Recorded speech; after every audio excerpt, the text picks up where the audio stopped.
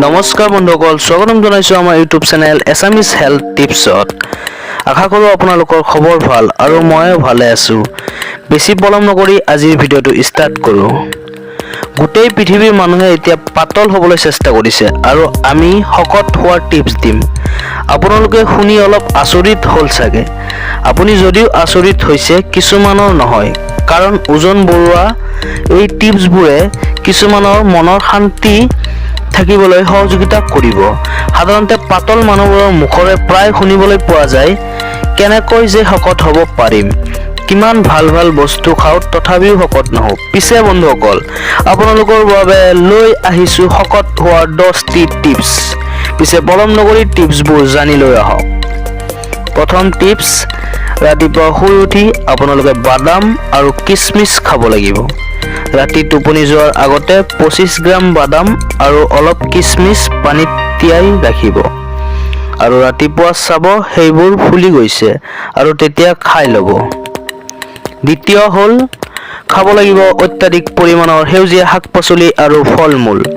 আপুনি ভাবি আছে এইবোৰ খাদ্য ওজন কমাবলৈহে খায়, নহয়নে? পিছে শুনক, কিছুমান এনেকুৱা শাক পাচলি ফল মূল আছে যিবোৰত অত্যাধিক কেলৰি থাকে, যেনে কঁঠাল, লেচু, কল, পকা অমিতা, ৰঙালাও, মিঠা আলু, কাঁচকল ইত্যাদি। এনেকুৱা খাদ্য খালে ওজন বাঢ়িবই। এতিয়া আহিছোঁ 3 নম্বৰত, খোৱাৰ পৰিমাণ বঢ়াবলৈ আৰম্ভ কৰক। খোৱাৰ পৰিমাণ বঢ়াবলৈ কৈছোঁ বুলি অত্যাধিক খাবলৈ কোৱা নাই। খোৱাৰ পৰিমাণ বঢ়াবলৈ সাধাৰণতে দৈনন্দিন জীৱনত যিমানে পৰিমাণে খাদ্য খায় তাৰে 4/1 ভাগকৈ সদায় বঢ়াই খাবলৈ আৰম্ভ কৰক। 4 নম্বৰ হ'ল, বাৰে বাৰে খাদ্য খোৱাৰ অভ্যাস বাদ দিয়ক। মানুহে ভাবে বাৰে বাৰে খাদ্য খালে শকত হ'ব। এইটো একেবাৰে সত্য নহয়। নিয়মমতে সঠিক সময়ত পেট ভৰাই খাদ্য খাব লাগে।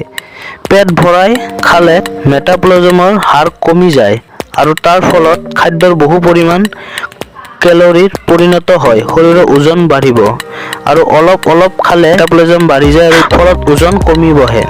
5 নম্বৰ, খাদ্যৰ তালিকাত ৰাখিব তেল বেছিকৈ দিয়া আহাৰ।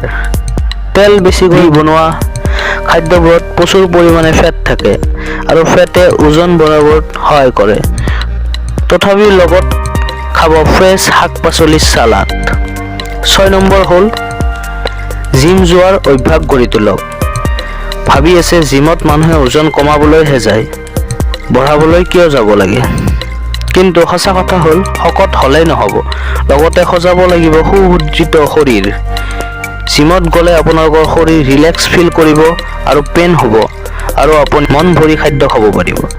7 নম্বৰ হ'ল, খাব লাগিব ভাতৰ ফেন। ভাতৰ ফেন কিছুমানে নাখায়, পেলাই দিয়ে, কিন্তু ভাতৰ ফেন খালে শৰীৰত ওজন বঢ়াবলৈ সহায় হয়। 8 নম্বৰত, ৰাতি টোপনি যোৱাৰ আগতে পুষ্টিকৰ খাদ্য খাব।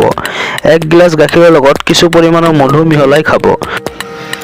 9 নম্বৰ হ'ল, কমাব লাগিব মেটাবলিজমৰ হাৰ। মেটাবলিজমৰ হাৰ কমাই ৰাখিবলৈ আপুনি ৰাতিপুৱা, দুপৰীয়া আৰু ৰাতি যেতিয়া খাদ্য খায়, খোৱাৰ পিছত দীঘলীয়া বিশ্ৰাম ল'ব।